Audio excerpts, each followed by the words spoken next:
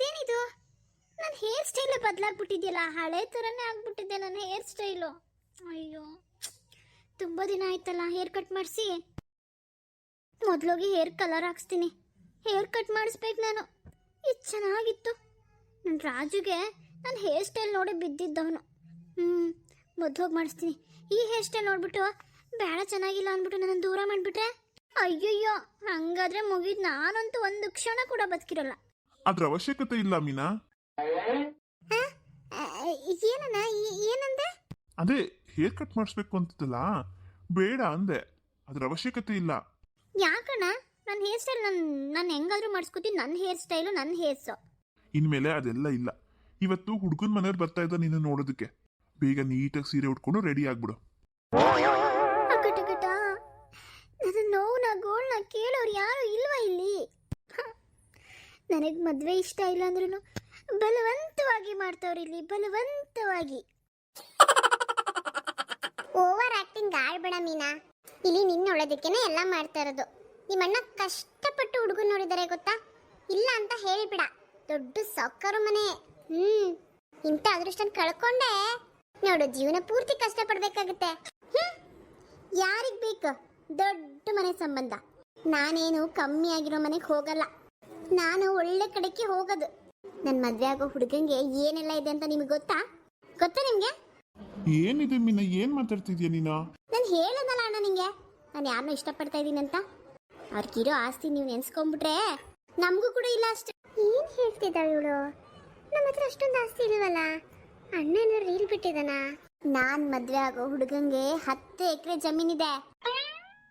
ಏನು 10 ಎಕರೆನಾ? ಏನ್ ಹಿಂಗ್ ಮುಖ ನೋಡ್ತಿದ್ದೀರಾ? ಸಿಟಿಲಿ ಎರಡು ಮನೆ ಬಾಡಿಗೆ ಬಿಟ್ಟಿದ್ದಾರೆ. ಅಯ್ಯಯ್ಯೋ, ಹೌದಾ? ಹೌದು. ಧೀರ ಧೀರ ಧೀರ ರಣಧೀರ ಅಂತಾರ ನನ್ನ ಹುಡುಗ ಇರೋದು. ಅಂತ ಹುಡುಗನ್ ಬಿಟ್ಟು ಇವನ್ ಯಾರೋ ಜುಜುಬಿ ಸಾವುಕಾರಂತೆ ಸಾವುಕಾರು. ಅವ್ರ ಹತ್ರನೂ ಇರಲ್ಲ ಇಷ್ಟ. ಮೀನಾ, ನನ್ನ ಮಾತು ಕೇಳು. ನಾವು ನೋಡ್ತಿರೋದು ನಿನ್ನ ಹೊಳದಕ್ಕೇನೆ. ಅದು ಯಾವ ಹುಡುಗನೋ ಏನೋ, ಅವನ ಬಗ್ಗೆ ನೀನು ನನ್ಗೆ ಸರಿಯಾಗಿ ಹೇಳೂ ಇಲ್ಲ. ಹೆಂಗ್ ನಂಬೋದು? ಇವತ್ತು ಹುಡುಗನ ಮನೆಯವ್ರು ಬರ್ತಾ ಇದ್ದಾರೆ, ನೋಡ್ಕೊಂಡು ಹೋಗಕ್ಕೆ ಸುಮ್ಮನೆ ರೆಡಿ ಆಗೋ. ಸುಮ್ಮನೆ ಏನೇನೋ ಮಾತಾಡ್ಬೇಡ ನೀನು. ಇಲ್ಲ ಅಣ್ಣ, ಆಗಲ್ಲ ಅಲ್ಲ, ಆಗುತ್ತೆ. ಮರ್ಯಾದೆ ಪ್ರಶ್ನೆ ಇದು. ಶಿಲ್ಪ, ನೀನು ಅವಳನ್ನ ರೆಡಿ ಮಾಡು. ಇನ್ನೊಂದು ಅರ್ಧ ಗಂಟೆಲಿ ಗಂಡಿನ ಕಡೆಯವ್ರು ಬರ್ತಾರೆ. ಅಲ್ಲ ರೀ, ಅವಳು ಮುಟ್ಟಿಸ್ಕೋತಾಳ ನನ್ನ ಕೈಲಿ. ರೆಡಿನೇ ಆಗಲ್ಲ ಅಂತವಳೆ. ಯಾಕಾಗಲ್ಲ ಅವಳು? ಆಗ್ಲಿಲ್ಲ ಅಂತಂದ್ರೆ ಈ ಮನೇಲಿ ಒಂದು ಪೈಸೆ ಬಿಡಿಗಾಸು ಕೂಡ ಇವಳು ಸಿಗಲ್ಲ.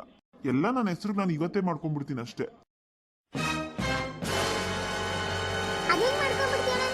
ಇದು ನನಗೂ ಸೇರಿದ್ದು. ನಿನಗೂ ಸೇರಿದ್ದೆ.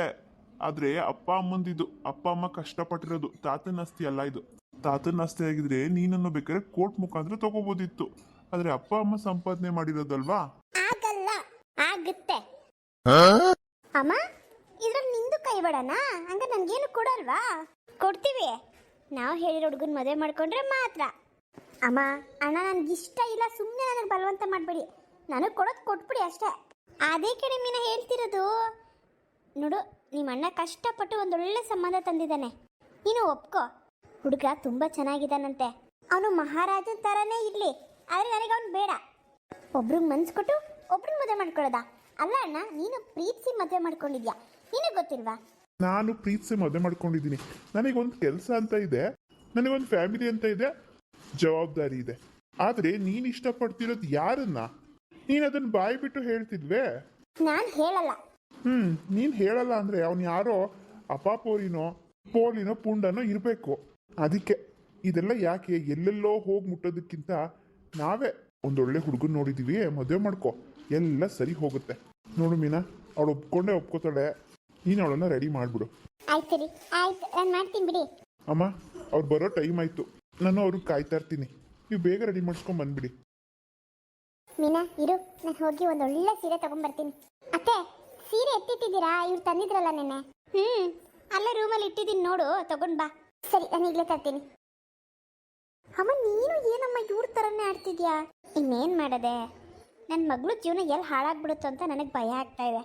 ಏನಾಗಲ್ಲ, ಎಲ್ಲ ಒಳ್ಳೇದಾಗುತ್ತೆ. ಹುಡುಗನ್ನ ಒಂದ್ಸರಿ ನೋಡು, ಹೇಗಿದ್ದಾರೆ ಅಂತ ನೋಡು, ನಾವು ನೋಡ್ತೀವಿ. ಆಮೇಲೆ ಮುಂದಿನ ಮಾತುಕತೆ. ಮೊದಲು ಬಂದು ಹೋಗೋ ಶಾಸ್ತ್ರ ಮುಗಿಸ್ಕೊಳ್ಳಿ. ನೋಡಿದ ತಕ್ಷಣ ಮದುವೆ ಆಗ್ಬಿಡತ್ತಾ? ನಿನಗಿಷ್ಟ ಆಗೇ ಆಗತ್ತೆ. ಇಲ್ಲ, ಇಲ್ಲ ಬೆಲ್ಲ ಇವೆಲ್ಲ ಬಿಟ್ಟುಬಿಡು. ಇನ್ಮೇಲೆ ಹುಡುಗಾಟದ ಬುದ್ಧಿ ಎಲ್ಲ ಬಿಟ್ಟುಬಿಡು.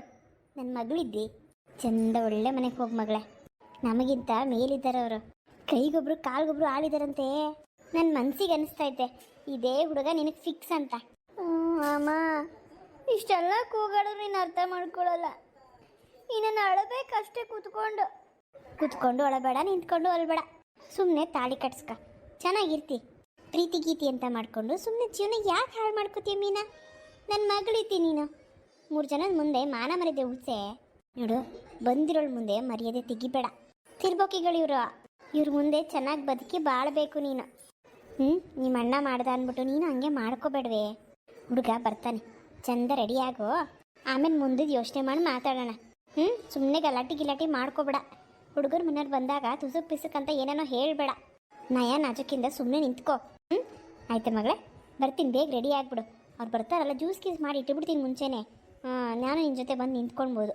ಅವ್ರು ಬಂದಾಗ ಮಾಡ್ಕೊಂಡು ಕೂತ್ಕೊಂಡ್ರೆ ಸುಮ್ಮನೆ ಟೈಮ್ ವೇಸ್ಟ್ ಅಲ್ವಾ? ಬೇಗ ರೆಡಿ ಆಗ್ಬಿಡು. ಯಾರು ನಾನು ಅರ್ಥನೇ ಮಾಡ್ಕೊತಿಲ್ಲ. ರಾಜ್ಗೆ ಈ ವಿಷಯ ಹೆಂಗೆ ಹೇಳೋದು? ಅಣ್ಣ ಸಡನ್ನಾಗಿ ಪ್ಲ್ಯಾನ್ ಮಾಡಿಬಿಟ್ಟಿದ್ದಾನಲ್ಲ.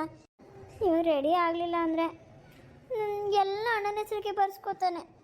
ನನಗೆ ಯಾಕಿಲ್ಲ ಹಾಕೋದು? ಅಮ್ಮನೂ ಹಿಂಗೆ ಅಂತೈತೆ, ಮದುವೆ ಮಾಡ್ಕೊಂಡ್ರೆ ಮಾತ್ರ ನಿನಗೆ ಆಸ್ತಿ ಅಂತ. ಹುಡುಗ ತಾನೇ ಬಂದು ಹೋಗ್ತಿರೋದು, ನೋಡ್ಕೊಂಡು ಹಾಳಾಗಿ ಹೋಗ್ಲಿ ಬಿಡು. ಮದುವೆನ ಆಗ್ತಿಲ್ವಲ್ಲ ಇವತ್ತು, ಸುಮ್ಮನೆ ಇರ್ತೀನಿ. ರಾಜ್ಗೆ ಆಮೇಲೆ ವಿಷಯ ತಿಳಿಸ್ತೀನಿ. ಏನಾದರೂ ಒಂದು ನಿರ್ಧಾರ ಮಾಡಲೇಬೇಕು. ನೋಡು, ಎಷ್ಟು ಚಂದ ಕಾಣಿಸ್ತಿದ್ಯಾ ಮೀನಾ. ನೋಡು, ಏನೋ ತಲೆ ಕೆಡ್ಸ್ಕೊಂಬೇಡ. ಹುಡುಗನ ಬಂದು ಒಂದ್ಸರಿ ನೋಡಲಿ, ನೀನು ನೋಡು. ಬೇಗ ಮದುವೆ ಮಾಡಿ ಮುಗಿಸ್ಬಿಡೋಣ. ಗಂಡನ ಮನೆಗೆ ಹೋದ್ಮೇಲೆ ಹಳೆ ಲವ್ ಸ್ಟೋರಿ ಎಲ್ಲ ಮರ್ತೋಗ್ತೀಯ ನೋಡು. ನಾನು ಮಾಡಿದ ತಪ್ಪನ್ನ ನೀನು ಮಾಡಬೇಡ. ಅಂದರೆ ನಿಮ್ಮ ಮಾತಿನ ಅರ್ಥ ಏನು? ನೀವು ಒಳ್ಳೆ ಹುಡುಗನ ಮದುವೆ ಮಾಡ್ಕೊಂಡಿಲ್ಲ ಅನ್ನೋದಾ? ನಿಮ್ಮ ಜೀವನ ಹಾಳಾಗಿದೆ ಅನ್ನೋದಾ? ಅಯ್ಯೋ ಹುಚ್ಚಿ, ಹಂಗಲ್ಲ. ನನ್ನ ಜೀವನ ಹಿಂಗೋ. ನಿಮ್ಮ ಅಣ್ಣನ ಇಷ್ಟಪಟ್ಟು ಮದುವೆ ಮಾಡ್ಕೊಂಡೆ. ನಿಮ್ಮ ಅಣ್ಣನ ಜವಾಬ್ದಾರಿ ಇದೆ. ನಿಮ್ಮ ಅಣ್ಣನೇ ಹೇಳಿದ್ರಲ್ಲ, ಎಲ್ಲ ಹುಡುಗರು ಹಿಂಗೆ ಇರಲ್ಲ, ಮನೇಲಿ ನೋಡೋದು ಒಳ್ಳೇದಕ್ಕೇನೆ. ಇಲ್ಲೇ ಇರೋ, ಹುಡುಗನ ಮನೇಲಿ ಬಂದ ತಕ್ಷಣ ಕರಿತೀನಿ. ಇದು ಯಾರು ಬರೆದ ಕಥೆಯೋ, ನನಗಾಗಿ ಬಂದ ವ್ಯತ್ಯೆಯೋ, ಇದು ಏನು ಅರಿಯಲಾರೆ.